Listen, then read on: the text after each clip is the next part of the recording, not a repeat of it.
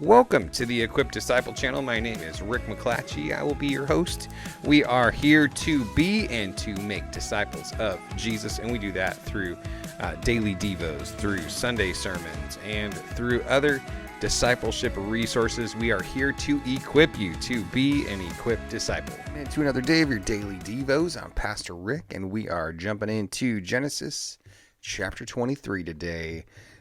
Just the little snippet of time where Sarah comes to the end of her life and Abraham has to process the loss of Sarah. And so let's jump right in. Verse 1. Now Sarah lived 127 years, and these were all the years of her life. Sarah died in Kiriath Arba, that is Hebron, in the land of Canaan, and Abraham went in to mourn for Sarah and to weep for her. It's interesting.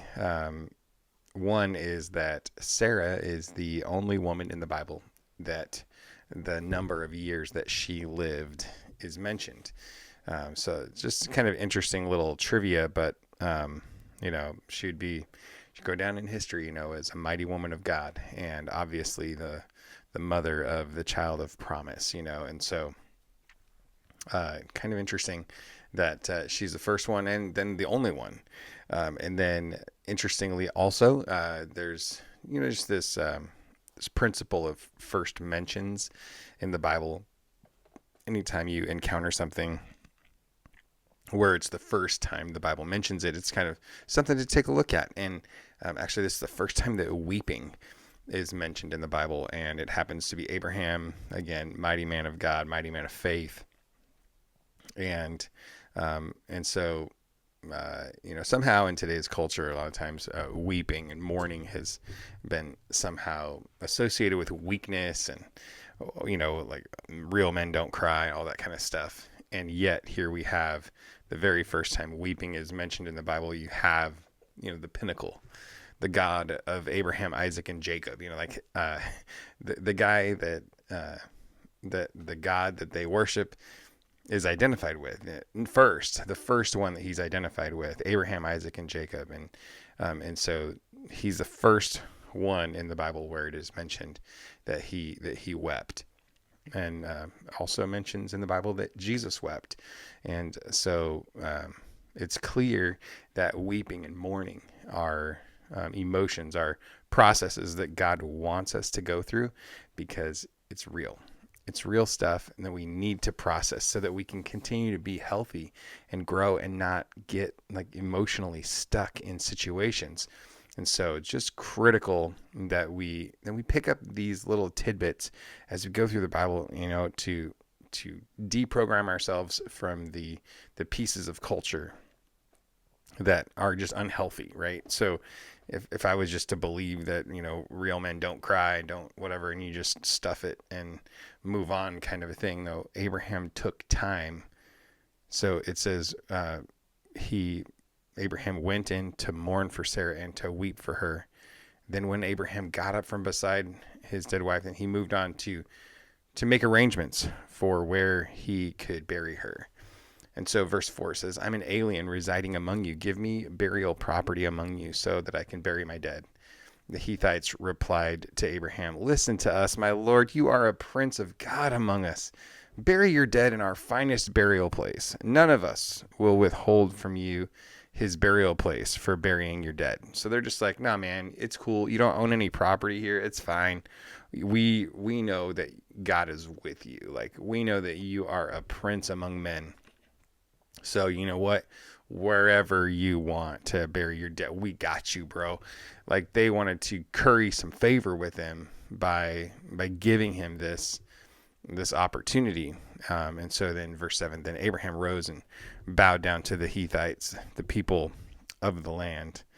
Just as a little side note, as we're moving along, 1 Peter 3, 5, and 6 actually mentions Sarah as just this woman of faith, someone to look at as an example.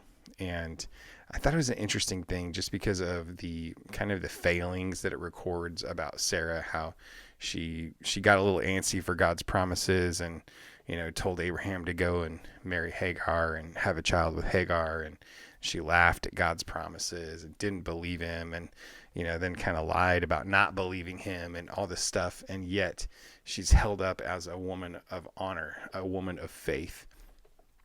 And I love that because I love that God identifies people of faith, even though they have stuff in their past that is, obviously evidence that their faith wasn't perfect, that they struggled at times in walking faithfully before the Lord. And so just kind of a cool little tidbit there.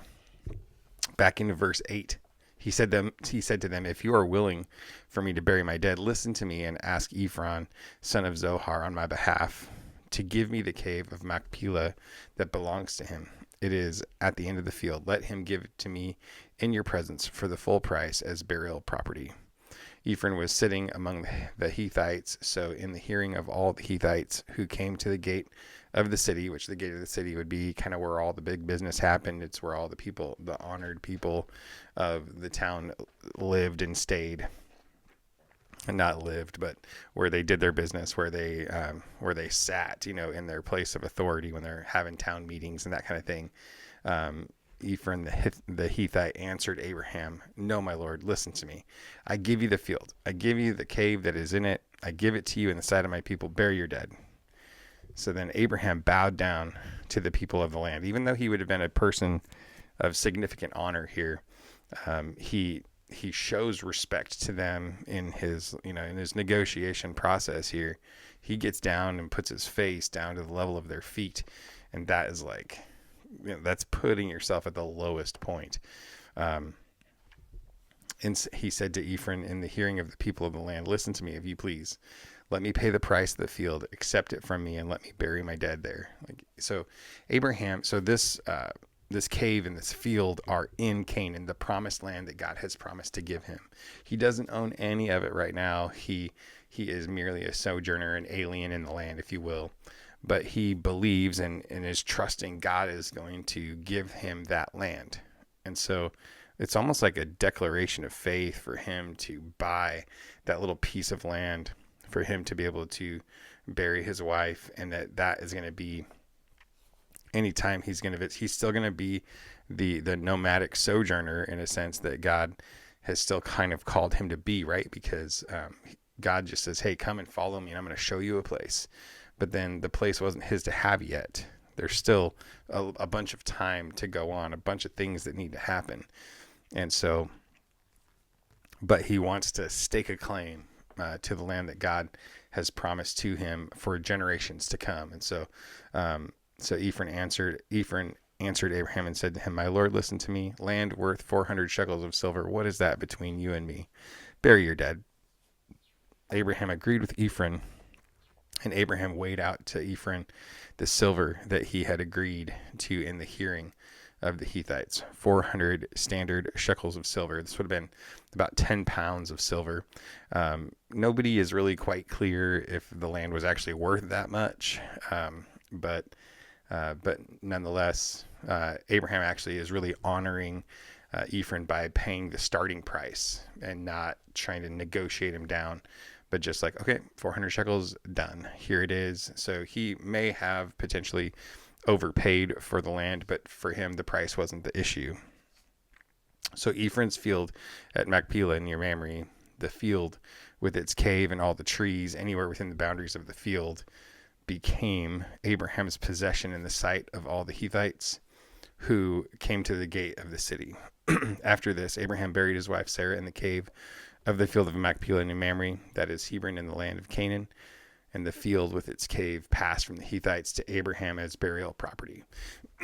So here you have like this permanent land possession, because burial property is not really ever sold again because of the nature of the property. And so it's like this permanent stake in the ground that Abraham is doing for the promised land, because he knows, hey, we're going to be here and I want people to come and be able to visit my bones. Like, because when he dies, he gives, instructions like, this is where I want to be buried. And then Joseph does the same thing.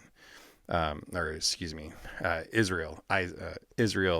Israel does the same thing as he's getting ready to pass away. He's like, don't leave me in Egypt. Don't leave my bones in Egypt. Take me to that cave. And one last piece of little trivia, Machpelah actually can mean two doors and double doors. And so it's almost like if you think of the grave having a front door and a back door.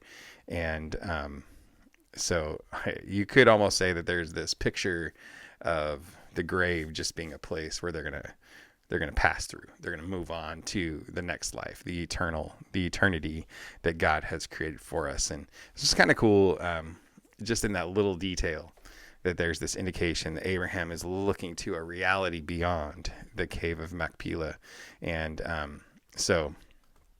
a really great piece of property because it had a cave and it had trees and a field. So it's like a really, really nice place for him to have this burial land. And so Abraham and Sarah and Isaac and Rebekah and Jacob were all buried in this spot. So this will become kind of a central place of memorial for the Israelites as they move forward.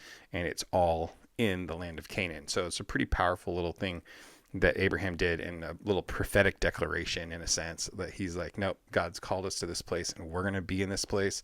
So this is where I'm buying the property, because he could have gone anywhere to any place. He had plenty of money, plenty of resource to get property wherever he really wanted to. And that's where he chose. He chose the land where God called him to. And so even in times in your life when you see that, that God's, called you to a place and there's no indication that it's happening, it's a far way off, that you might make an investment in it, in faith, and believing that God's going to fulfill those promises. So with that, a big hearty God bless you. Hope you have a great day today, and I will talk to you tomorrow.